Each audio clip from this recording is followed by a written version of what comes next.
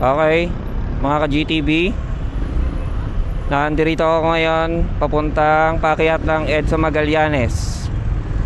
So mukhang may aksidente rito. So tingnan natin kung ano nangyari. Kaya nagbukas ako ng camera na rin. Mukhang may tumumbang motor. Ayun o. Oo. Nakikita nyo ba mga ka-GTV?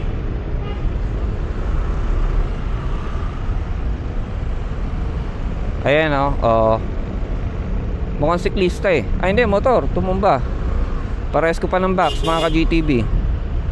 So tingnan natin, ano kaya yun. Tumaob siya eh.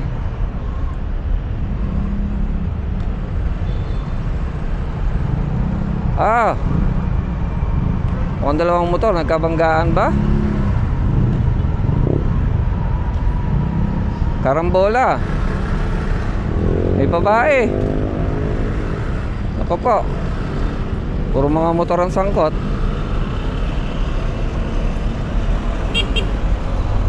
Puro motor eh. Ayun. So mga ka-GTV, it's Friday. So mag-ingat tayo. Sa mga nagmamaneho, defensive driver lang tayo, okay?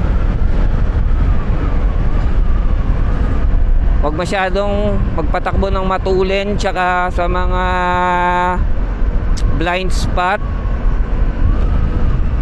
Maging ano tayo, kumbaga alerto.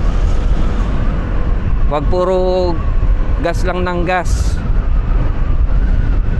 Gumamit din ng engine brake, likot ng mata, tsaka i-ready nyo palagi yung mga brakes nyo. So yun lang muna mga ka-GTV. Focus muna tayo sa biyahe ko.